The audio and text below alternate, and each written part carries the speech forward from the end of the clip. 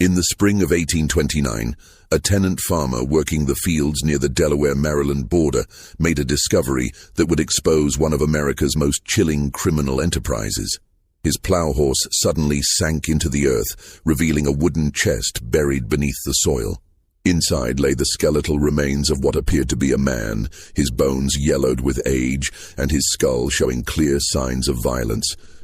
This was just the beginning. Over the following weeks, authorities would uncover the bodies of at least 7 people on this property, including 3 children, all victims of a woman whose name had already become a whispered terror throughout the Delaware Peninsula, Martha "Patty" Cannon. For nearly 2 decades, Cannon had operated what historians now call the Reverse Underground Railroad, a network that kidnapped free African Americans and escaped slaves to sell them back into bondage in the Deep South. But this wasn't just about human trafficking. Cannon was also a serial killer who murdered rival slave traders, witnesses, and even children when they posed a threat to her operations. Court records from Sussex County, Delaware, show she was indicted for 4 murders, though witnesses claimed the true number exceeded 20. Before we continue with the story of Patty Cannon and her reign of terror along the Mason-Dixon line, I want to hear from you. What state or city are you listening from? The reach of Cannon's criminal network extended far beyond her Delaware stronghold, touching communities from Philadelphia to the Mississippi Delta. Leave a comment and let me know where you're hearing this story. Don't forget to subscribe and hit that notification bell. These dark chapters of American history deserve to be remembered. The discovery of those buried remains would ultimately unravel a criminal conspiracy that had operated with virtual impunity for over a decade, protected by jurisdictional confusion, racial prejudice, and the simple fact that most of its victims were people whose disappearances went largely unnoticed by white society. The area where Patty Cannon built her empire of terror was uniquely suited for criminal activity. In the early 1800s, the region now known as Reliance sat at the intersection of 3 jurisdictions, Sussex County in Delaware and Caroline and Dorchester counties in Maryland. This strategic location allowed criminals to literally step across county and state lines to escape pursuing lawmen. The spot was so remote that locals called it Johnson's Crossroads, named for the tavern that would become the headquarters of the most notorious kidnapping ring in American history. The landscape itself seemed designed for concealment. Dense forests of pine and oak stretched for miles, broken only by marshy lowlands and small clearings where isolated farmsteads dotted the countryside.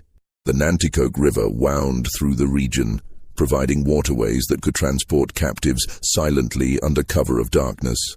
Roads were little more than cart paths, and the nearest substantial towns were days away by horseback. For someone seeking to operate outside the law, it was an ideal location. Martha Cannon, called Patty by those who knew her, had arrived in this borderland sometime around 1790. Court records suggest she was born around 1760, possibly under the name Lucretia Patricia Hanley, though she kept her origins deliberately vague. Some accounts place her birth in Canada, with immigration to Delaware at age 16. What is documented is her marriage to Jesse Cannon, a local farmer who owned property near the state line. Together they had at least 1 daughter, and lived what appeared to be an unremarkable rural life. Jesse Cannon was described by neighbors as a quiet man who kept to himself, working his small farm and raising tobacco and corn like dozens of other settlers in the region. The Cannon homestead sat on a modest plot of land that straddled the Delaware-Maryland border, a detail that would prove crucial to Patty's later criminal activities. The house itself was a simple 2-story structure, built in the common style of the period with thick wooden walls and small windows. What neighbors didn't know was that this seemingly ordinary home would soon house secret rooms and hidden spaces designed to conceal kidnapped human beings. But beneath this veneer of normalcy lay something far darker.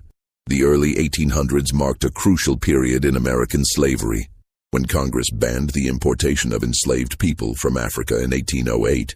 The demand for human labor in the expanding cotton fields of Alabama, Mississippi, and Georgia created a lucrative domestic market. A healthy adult slave who might have cost $300 before the ban now sold for over $1,000 in the Deep South. This price surge created powerful incentives for criminals willing to traffic in human misery. The economic transformation of the South following the invention of the cotton gin had created an insatiable demand for enslaved labor. Cotton production was expanding rapidly across the Gulf Coast states, and planters were willing to pay premium prices for workers. The legal ban on importing slaves from Africa meant that the only source of new enslaved people was the domestic population, either through natural increase or through the capture and re-enslavement of free African Americans. The Delmarva Peninsula was particularly vulnerable to these predators. Following the Revolutionary War, many enslaved people had been freed by their owners, either through gradual emancipation laws or individual acts of manumission.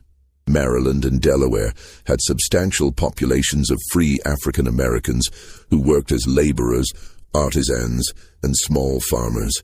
These communities, while legally free, lived in constant fear.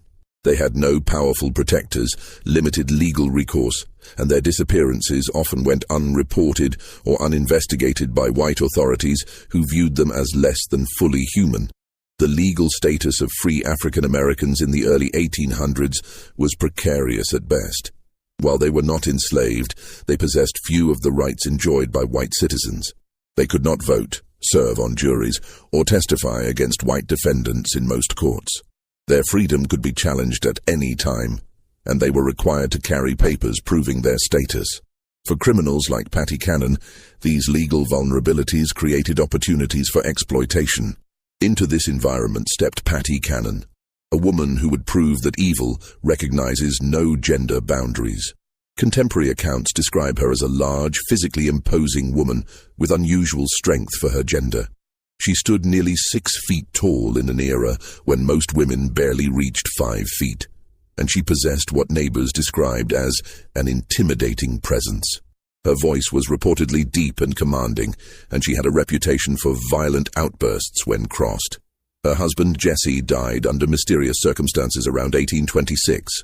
Some later claimed she poisoned him, leaving her a widow with complete control over the family property. By this time, she had already begun forming the criminal connections that would make her name synonymous with terror. Local law enforcement was virtually non-existent in the rural border region, and what little authority existed was often corrupt or simply overwhelmed by the scale of criminal activity. The social dynamics of the region also favored criminal enterprises. The white population was sparse and often transient, consisting largely of small farmers, laborers, and people seeking to escape their pasts in more settled areas. There was little sense of community cohesion, and neighbors often minded their own business regardless of what they might suspect about their neighbors' activities. This isolation and indifference would prove crucial to Cannon's ability to operate undetected for so many years. The transformation of Patty Cannon from frontier widow to criminal mastermind began with her daughter's marriages. In a pattern that would define the next 2 decades, both of the young woman's husbands were slave kidnappers. Her first husband, Henry Brereton, was a blacksmith who supplemented his income by capturing free African Americans for sale in the South. In 1811, Brereton was arrested and imprisoned in Georgetown, Delaware for kidnapping, but he managed to escape from jail that same year. Brereton's criminal activities had been well known in the local community long before his arrest. As a blacksmith, he had legitimate reasons to travel throughout the region, visiting farms and settlements to shoe horses and repair tools. This mobility provided perfect cover for his illegal activities. He would identify potential victims during his legitimate business calls, noting which families had teenage children or young adults who might bring high prices in southern slave markets. The methods employed by early kidnappers like Brereton were often crude but effective. They relied on deception, overwhelming force, and the isolated nature of rural life to capture their victims. A common technique involved approaching free African American families with offers of employment in distant locations. Parents desperate for economic opportunities for their children would sometimes allow them to travel with these supposed employers, only to discover too late that they had signed their children's death warrants. It was after his escape that the first documented murder connected to the Cannon family occurred.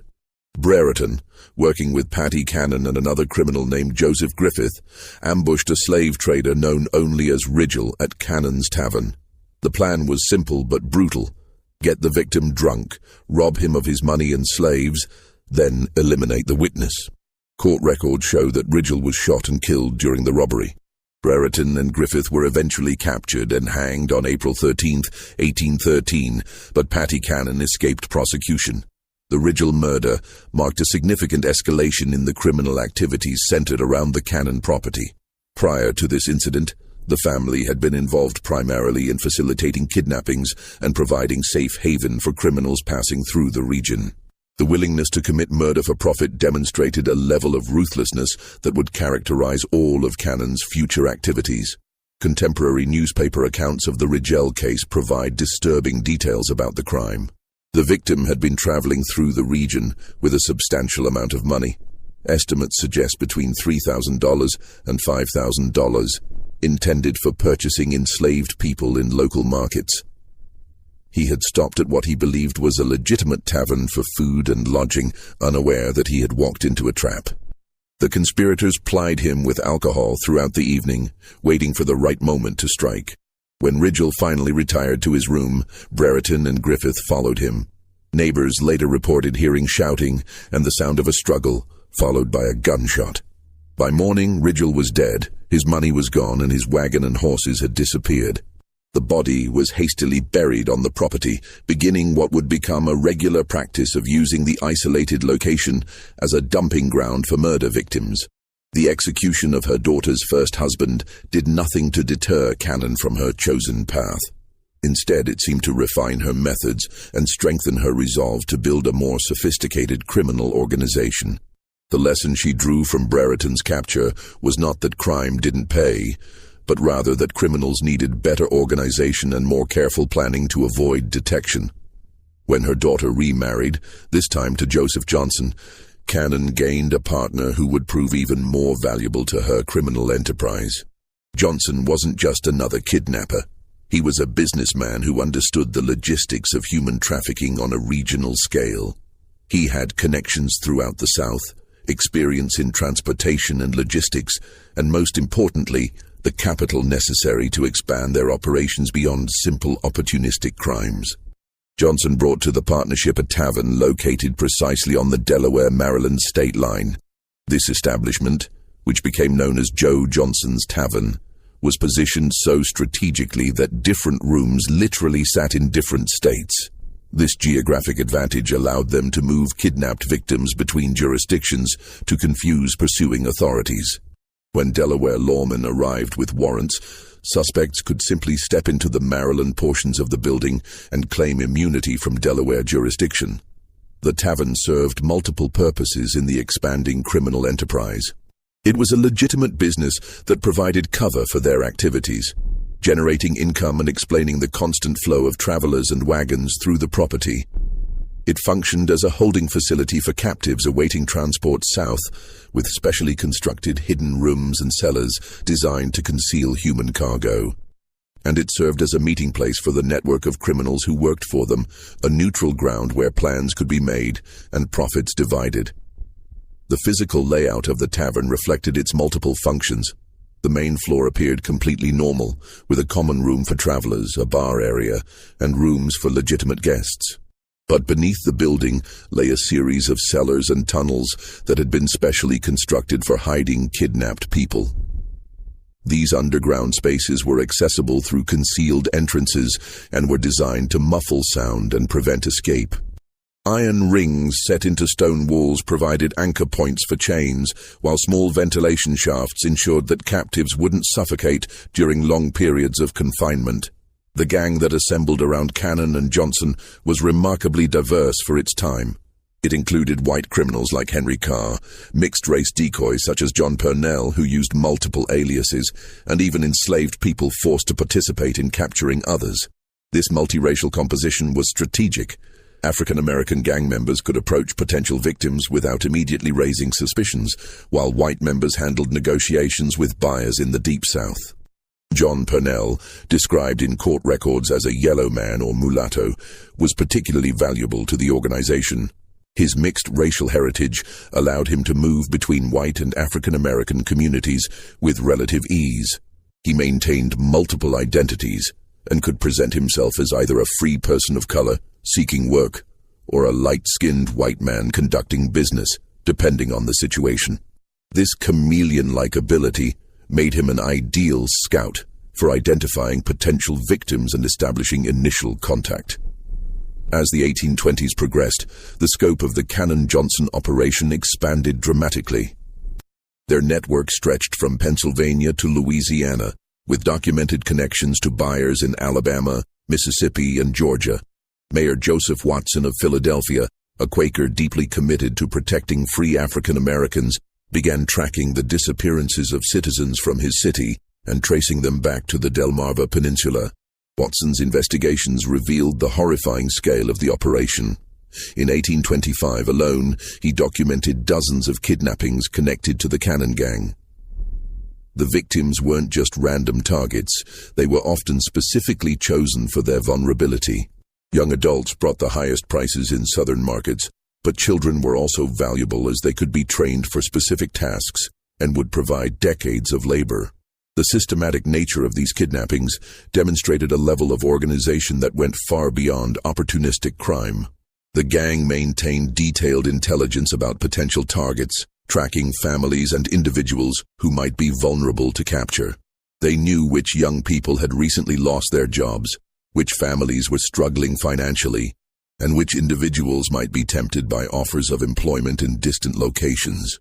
One of the most detailed accounts comes from Lydia Smith, a 25-year-old free woman who was kidnapped in 1825.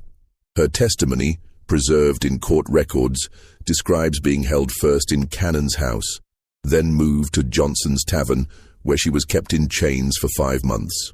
Smith recalled the constant fear, the inadequate food, and the knowledge that she was scheduled to be transported south with a large group of other kidnapped people.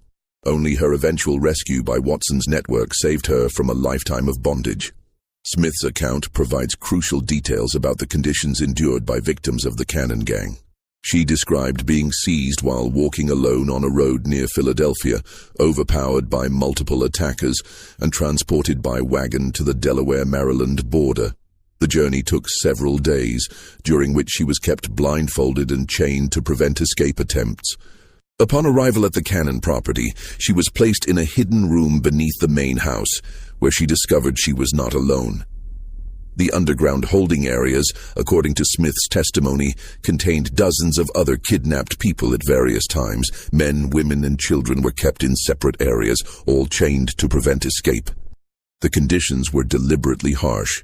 Inadequate food, no sanitation facilities, and constant darkness except when guards brought candles during feeding times. The psychological torture was as brutal as the physical conditions, as captives knew they were destined for sale into lifelong bondage. Smith also provided details about the gang's methods for processing their human cargo. Victims were systematically stripped of any documentation proving their free status, and any personal belongings that might help identify them were destroyed. They were given new names and false backgrounds that would support their sale as legitimate slaves. Those who resisted or attempted to maintain their true identities were beaten until they complied. The gang's operations were an open secret in the local community. Neighbors knew that people disappeared near the Cannon property, that wagons arrived at odd hours, and that Johnson's Tavern hosted suspicious meetings. But the victims were African Americans in a society where their word carried little weight against that of white criminals.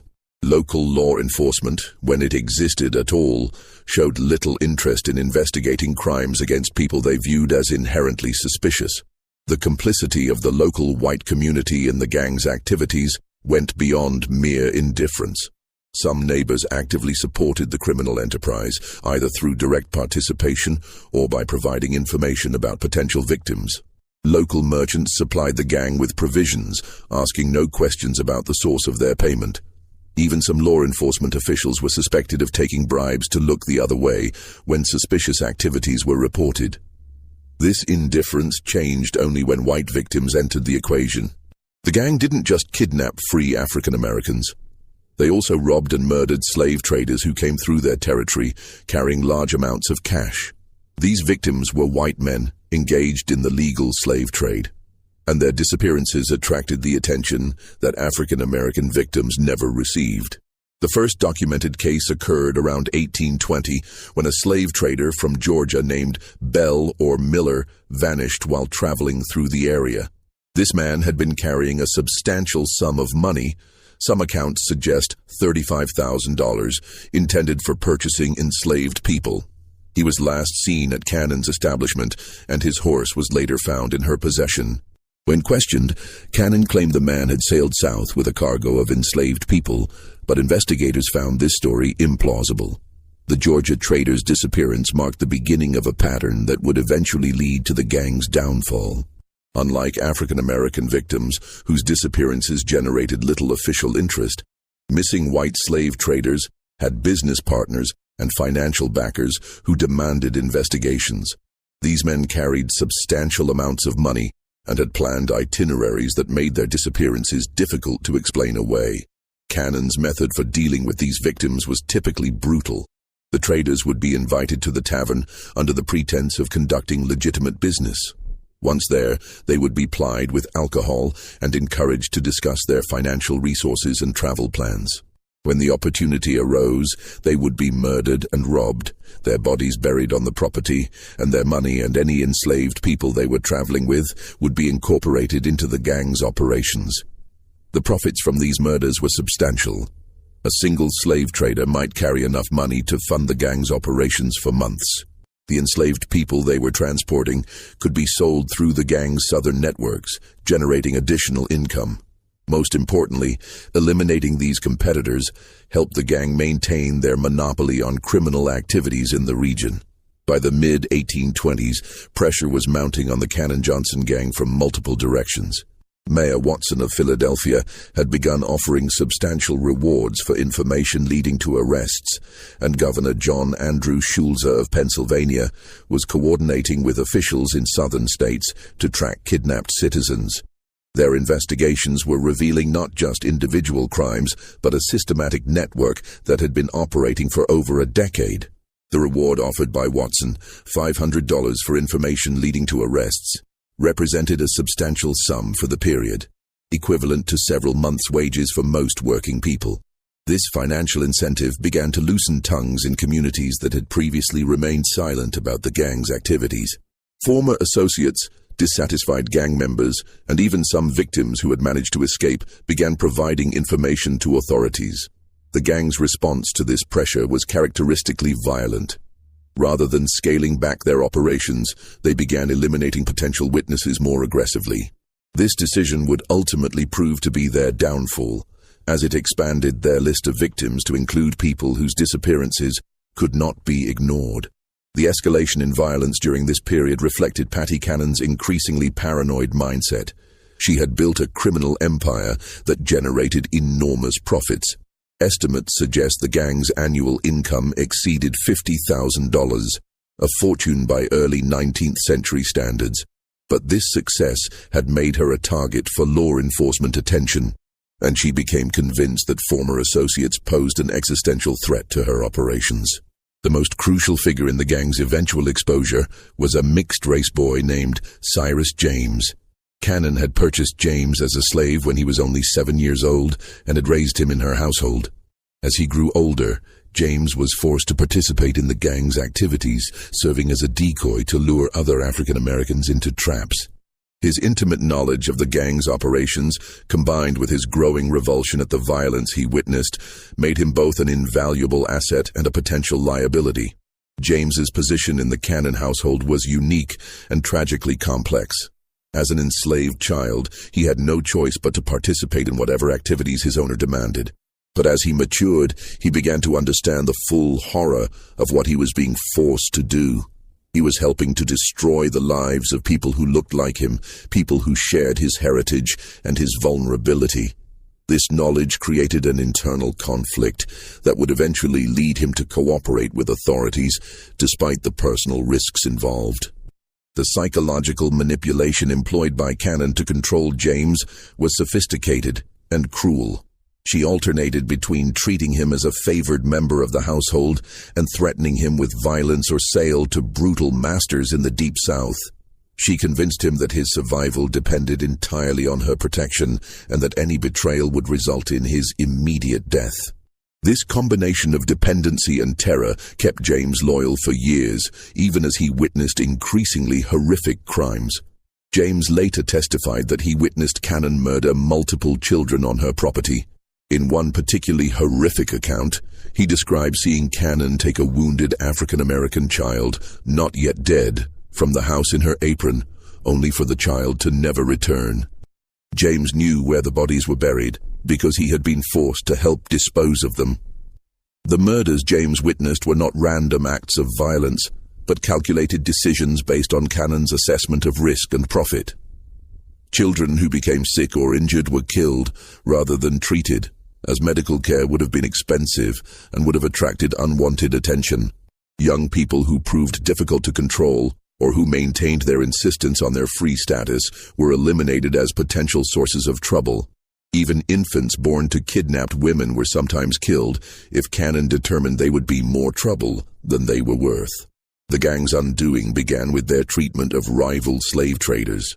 Competition in the illegal human trafficking trade was fierce, and Cannon's gang had developed a reputation for murdering competitors to steal their money and their human cargo. This practice accelerated as legitimate law enforcement pressure increased. Dead slave traders couldn't testify about their experiences with the gang. The decision to escalate their violence against white victims reflected both Cannon's growing desperation and her fundamental miscalculation about the consequences of such actions. She had operated for so long with impunity that she believed herself untouchable. The murder of African Americans had generated no serious law enforcement response, so she assumed that the same would be true for white victims. This assumption would prove fatal to her criminal enterprise. In early 1829, the bodies began to surface. A tenant farmer working land owned by Cannon was plowing a low-lying area that had recently been cleared of brush when his horse stumbled into what proved to be a grave. Inside a wooden chest, he discovered human bones that authorities determined belonged to the missing Georgia slave trader from nearly a decade earlier. This discovery triggered a systematic search of the property that would uncover multiple burial sites. The farmer who made the initial discovery was working land that Cannon had rented out for additional income. The area had previously been unused because it was prone to flooding, but recent dry weather had made it suitable for cultivation. When the farmer's plow horse suddenly sank into the ground, he initially assumed he had encountered a natural depression or perhaps an old well. It was only when he began digging to free his horse that he realized he had stumbled upon something far more sinister. The wooden chest containing the bones was remarkably well preserved, suggesting it had been buried relatively recently despite containing decade-old remains. The chest itself appeared to have been specifically constructed for the purpose of concealing a body, with dimensions that precisely accommodated a human form. This level of preparation indicated that the burial was not a hasty attempt to conceal a crime, but rather part of a systematic approach to body disposal that had been refined over years of practice. The discovery of the first body in early 1829 set in motion a chain of events that would finally bring Patty Cannon's criminal empire to an end. Delaware authorities, working with their counterparts in Maryland, obtained search warrants and began a comprehensive investigation of all properties connected to the Cannon-Johnson gang. What they found exceeded their worst expectations.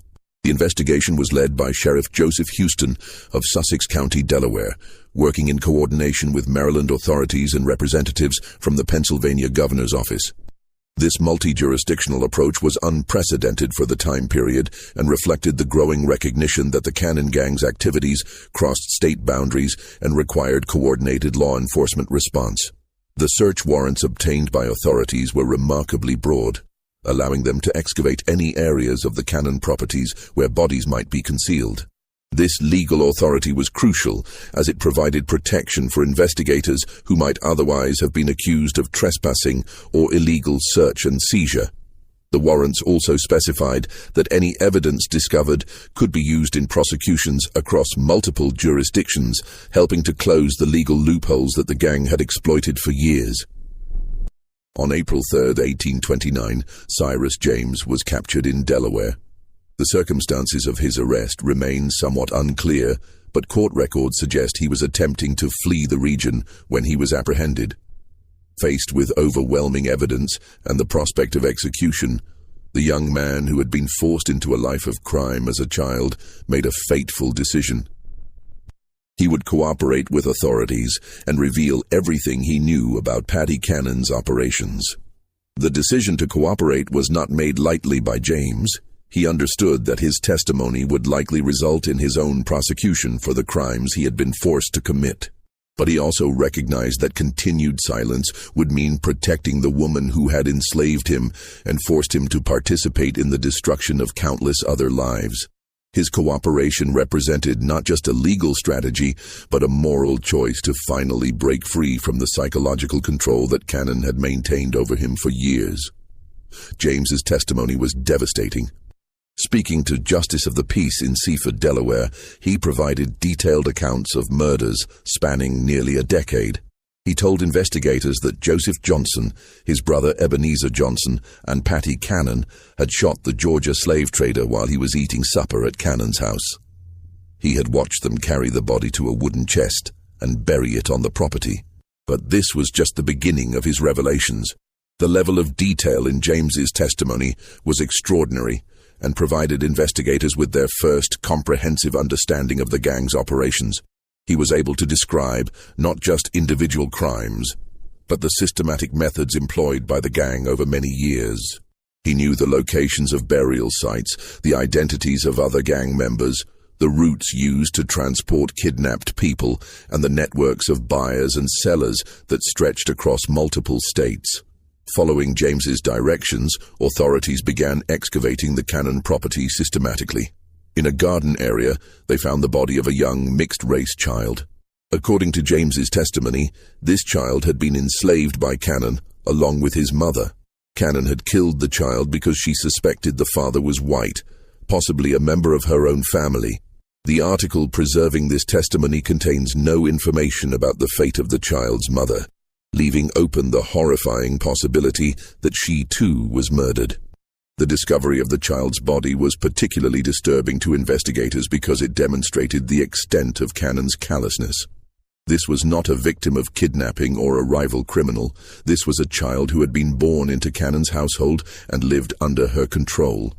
The murder appeared to have been motivated purely by Cannon's racist paranoia and her fear that a mixed-race child might somehow threaten her operations. Additional excavations revealed 2 wooden boxes, each containing human bones. James identified one set of remains as belonging to another child he had seen Cannon beat to death with a piece of wood. The third set belonged to an adult whom James described as someone they considered had property, meaning the gang believed this person was free and might have resources worth stealing. The systematic nature of these murders painted a picture of Cannon as something beyond a simple criminal. She was a serial killer who had been operating with impunity for years. Protected by the isolation of her location, the indifference of local authorities to crimes against African Americans, and a network of co-conspirators who shared in her profits. The physical evidence discovered during the excavations corroborated James's testimony in remarkable detail. The wooden boxes used to contain bodies were of similar construction, suggesting they had been specifically manufactured for the purpose of concealing murder victims. The locations of the graves followed a pattern that indicated systematic planning rather than random burial. Most disturbing, the condition of the remains suggested that some victims had been buried while still alive. As news of the discoveries spread, other witnesses began coming forward. People who had lived in fear of Cannon for years suddenly found the courage to speak. Their testimonies revealed additional victims and provided details about the gang's methods that corroborated James's account. Among these new witnesses was Thomas Freeman, a free African American who had been approached by gang members in 1827 but had managed to escape. Freeman testified that he had been offered work in Georgia and had been traveling toward the Cannon property when he became suspicious of his escort's behavior. He managed to slip away during a rest stop and spent several days hiding in the woods before making his way back to Philadelphia. Freeman's testimony was significant because it provided insight into the gang's recruitment methods. He described how the initial approach had seemed completely legitimate. He had been struggling to find work in Philadelphia when a well-dressed man approached him with an offer of employment on a Georgia plantation. The wages offered were generous, and transportation was to be provided free of charge. It was only during the journey that Freeman began to notice inconsistencies in his escort's stories and became suspicious of their true intentions. The scope of the investigation expanded beyond Delaware.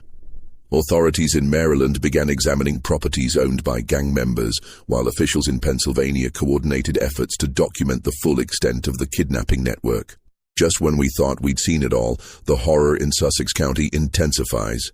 If this story is giving you chills, share this video with a friend who loves dark mysteries, hit that like button to support our content, and don't forget to subscribe to never miss stories like this. Let's discover together what happens next in the final chapter of Patty Cannon's reign of terror. The coordination between different jurisdictions represented a new approach to law enforcement that would later become standard practice. For the first time, authorities were treating the Cannon Gang as what it truly was, an interstate criminal conspiracy that required federal-level response. This recognition led to the involvement of officials from Washington, D.C., and marked the beginning of what would eventually become coordinated federal law enforcement efforts against organized crime. On April 13, 1829, a grand jury of 24 white men in Delaware handed down indictments against Martha Patty Cannon on 4 counts of murder. The charges were signed by James Rogers, the Attorney General of Delaware, and represented the first time any member of the notorious gang had faced serious legal consequences for their crimes against African Americans. The composition of the grand jury itself was significant for the period. All 24 members were white males, as required by Delaware law, but they represented a cross-section of the state's population, including farmers, merchants, and professionals.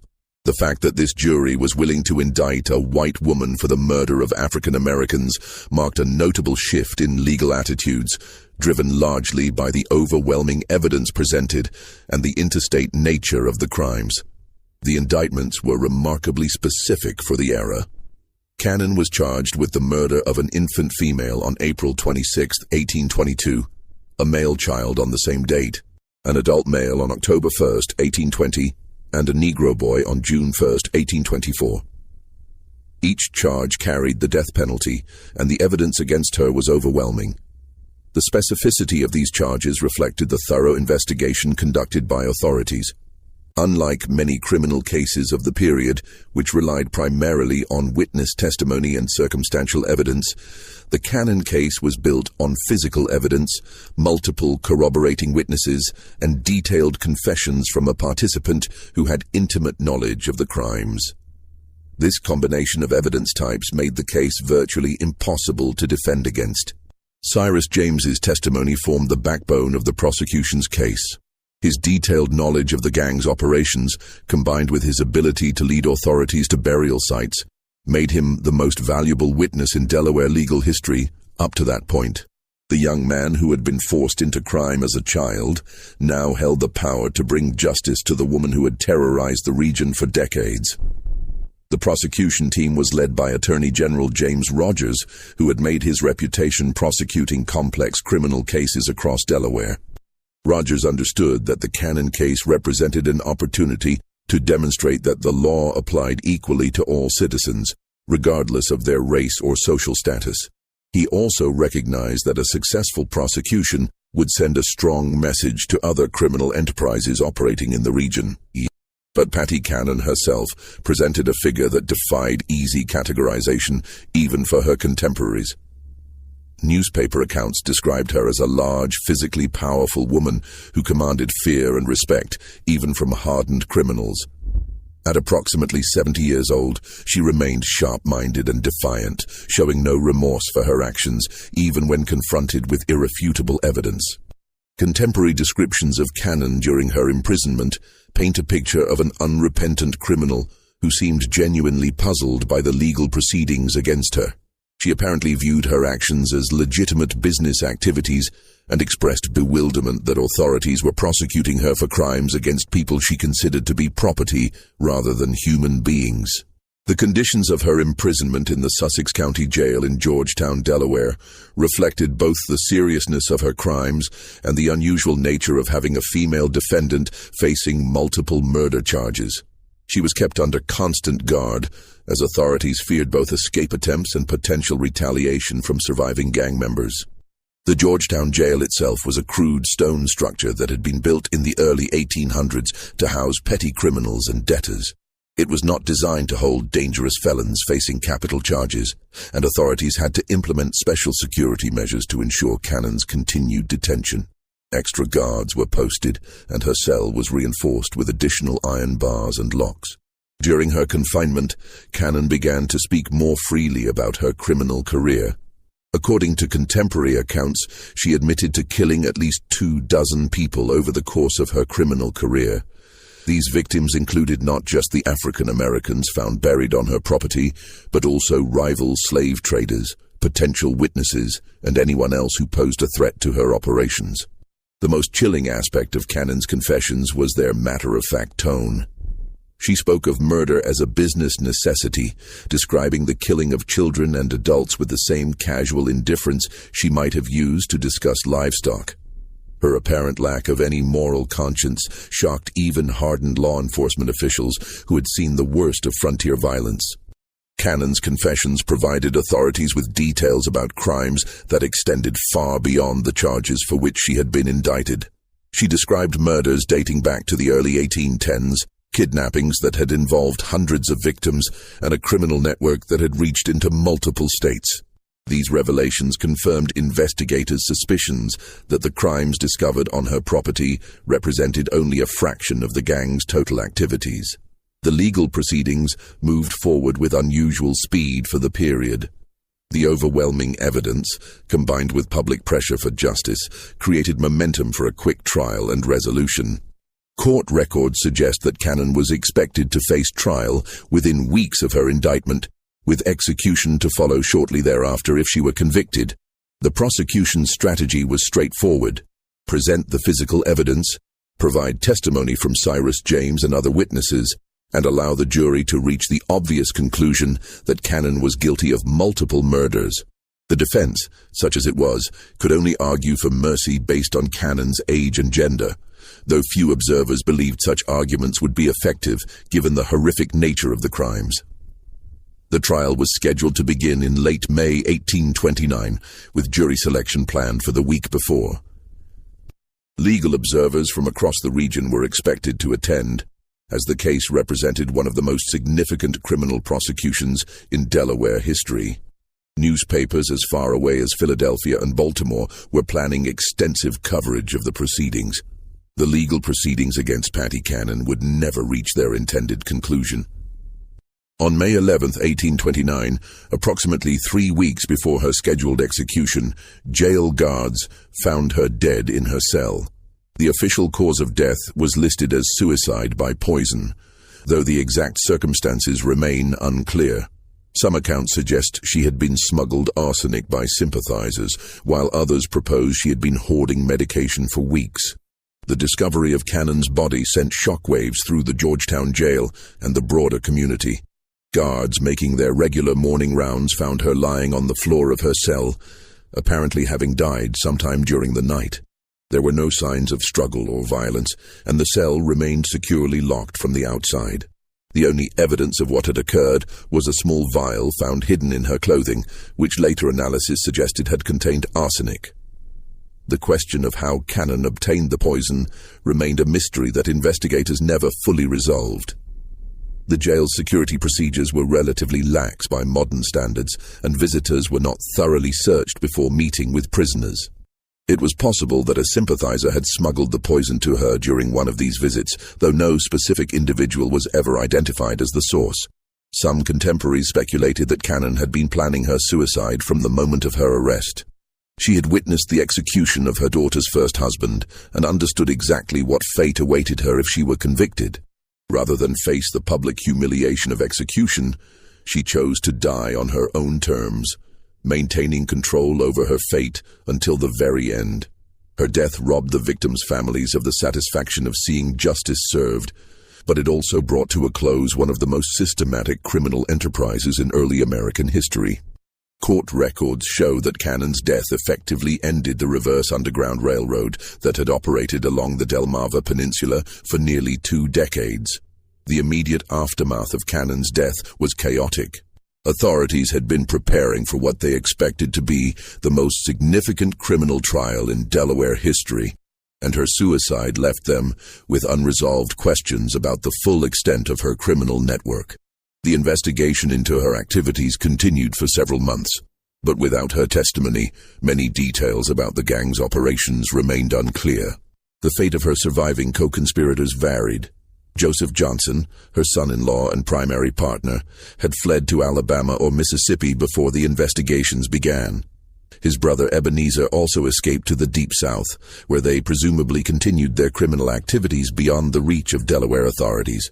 Local law enforcement made half-hearted attempts to pursue them, but the jurisdictional complications and vast distances involved made successful prosecution unlikely. Only Cyrus James, the enslaved boy forced into crime, remained to face justice, and his cooperation with authorities ultimately led to his freedom rather than execution. The Delaware courts, recognizing that James had been coerced into participating in the gang's activities and that his testimony had been crucial to uncovering the crimes, granted him his freedom and provided him with protection from retaliation. James's fate after the trial represented one of the few positive outcomes from the entire tragic episode.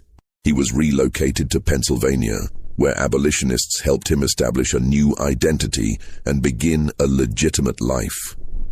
Some accounts suggest he later became active in the Underground Railroad, using his knowledge of criminal networks to help legitimate efforts to assist escaped slaves. The investigation revealed that the Cannon-Johnson gang had been responsible for the kidnapping of hundreds of free African Americans over the course of their operations. While exact numbers remain disputed, conservative estimates suggest they trafficked between 500 and 1,000 people into slavery in the Deep South. The economic value of these crimes, measured in the prices slaves commanded in southern markets, represented millions of dollars in today's currency. The human cost of these crimes extended far beyond simple statistics. Each kidnapping represented the destruction of a family, the theft of a life, and the perpetuation of a system that treated human beings as property. Many victims were never recovered, living out their lives in bondage hundreds of miles from their homes. Children were separated from parents, spouses from each other, and entire communities lived in fear of similar attacks. The geographic scope of the gang's activities was equally staggering. Evidence collected during the investigation showed connections to criminal networks operating from New York to Louisiana. The Cannon gang had been part of a larger system of illegal human trafficking that exploited the jurisdictional confusion and limited law enforcement capabilities of the early 19th century. Patty Cannon's body was initially buried in the graveyard of the Georgetown jail where she died.